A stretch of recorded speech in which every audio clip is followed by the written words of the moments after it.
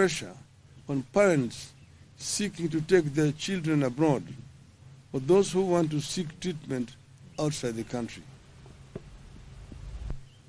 The free fall of the shilling is more taxes from the suffering Kenyans. The taxes rose at a time the overall economy has been contracting. In the second quarter of 2022, which is the first era of Kenya Kwanza regime leading into 2023, the economy grew by only 5.2%. In a similar period in 2021, it grew by 11%. The regime resorted to more borrowing, ignoring the warnings that we are in debt distress and at the risk of debt default. Without blinking an eye, the regime went against its promises to reduce borrowing and did the complete opposite. Kenyans responded to this turn of events by trying to steady their businesses, especially the small enterprises.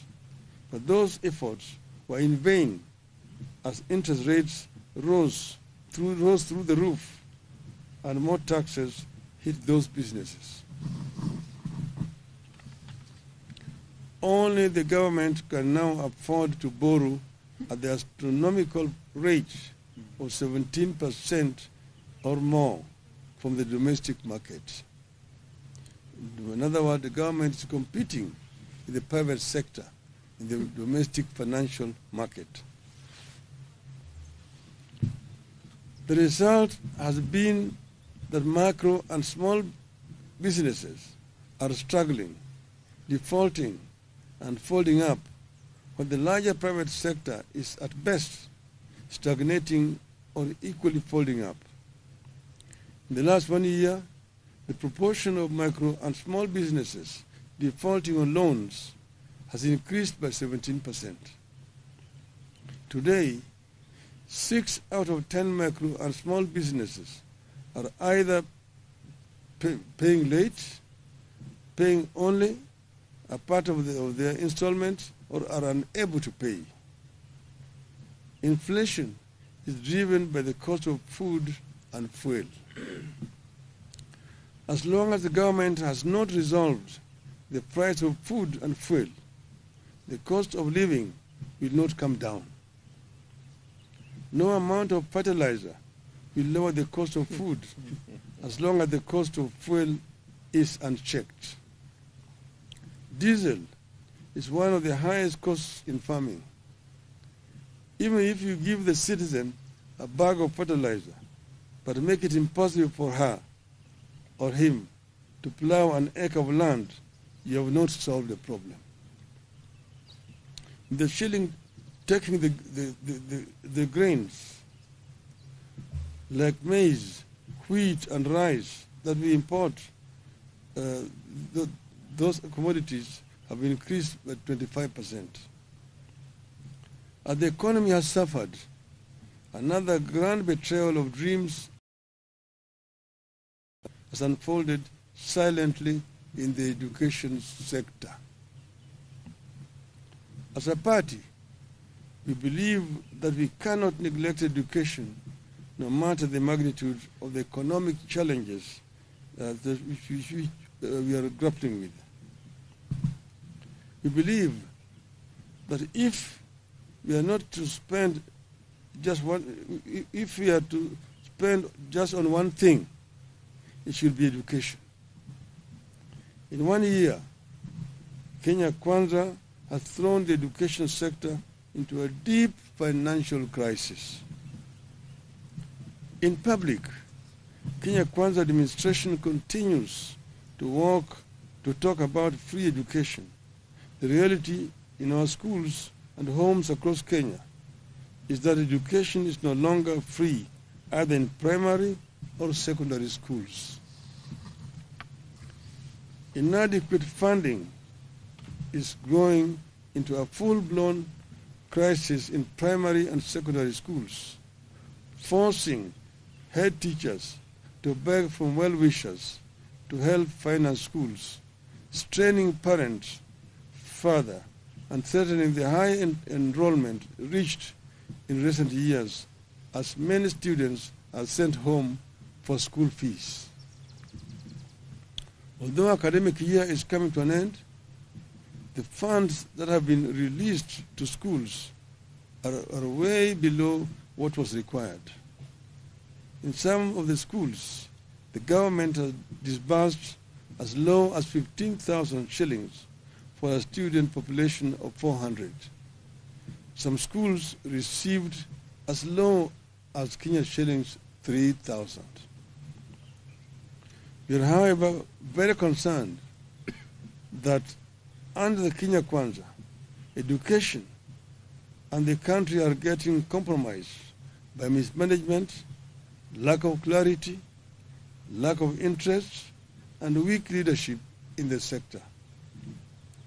Verbally, education field officers have been instructed to work with schools, PTAs, and BOMs and approve measures to help schools raise funds for their operations.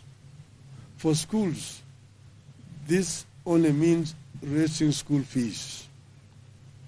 As a result of weak leadership, examination integrity is back as an issue in our education. Implementation of the CBC curriculum is in chaos. Mismanagement persists as key institutions like the TSC, the KNEC, and the ministry itself. Inequality between public and private schools is rising. The quality and capacity of day schools is deteriorating. But more worrying is that parents are being forced to pay for this chaotic and poor quality education. In the first 1 year under Kenya Kwanza, the cost of education has gone up by 225%, but the quality is not guaranteed. Fellow Kenyans, this has been a disastrous 1 year under Kenya Kwanza, and we have no good new or encouraging words to offer. There are strong indications that the things will get worse or remain the same. We, however, refuse to ask you to tighten your belts. You have done enough. The ball is squarely in the court of the regime. They either act or await the fate that has fallen other insensitive and incompetent regimes across the continent. Yeah. End of statement. It's clear as that.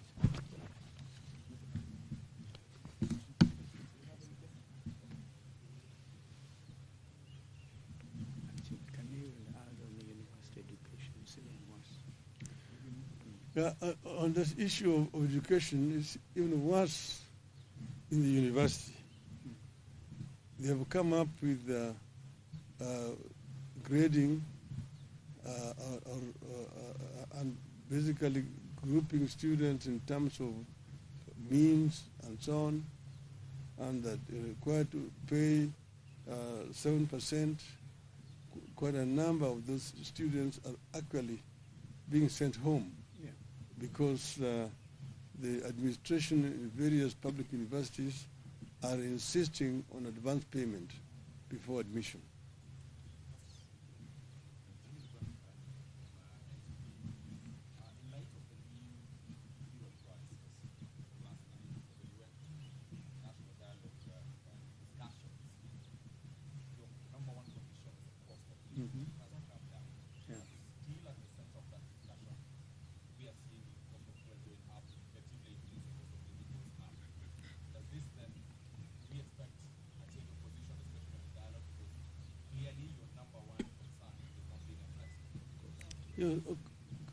Of course, That is very true.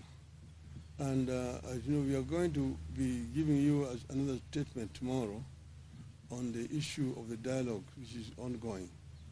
But of course, our number one agenda was the cost of living.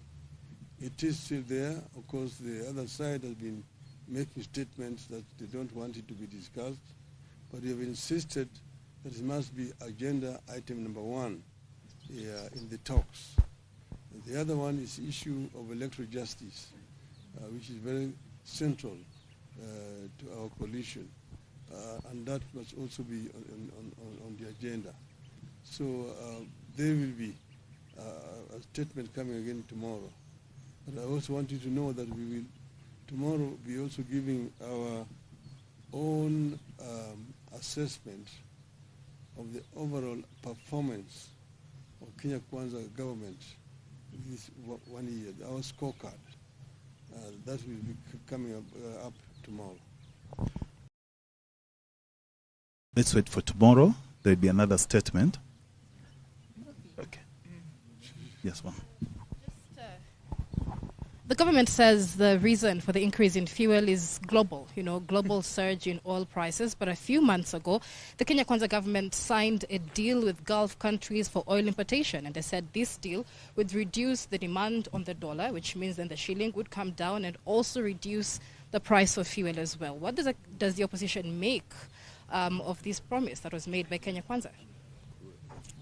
I mean, and as far as you're concerned, that is really the cause of the problem you're having. When they interfered with the OTS, and I'm talking to you as somebody who has been a minister for energy in my other early incarnations. so that is the cause of the mess that we're having. They say that we are going to do a G2G and that they are going to pay in Kenya shillings. Now you ask yourself, what are the Arabs in the Middle East going to do with Kenya shillings? It's falling down. So the time, as we say, the chicken are coming back home to roost here. So that's put us where we are here. And it is unfortunate that it's the Kenyans, innocent Kenyans, who are basically now suffering, when those who are responsible are globetrotting, looking at coffee in Colombia. I mean,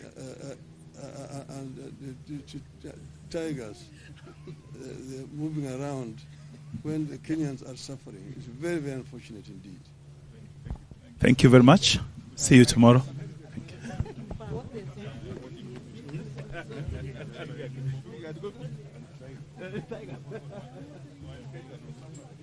you.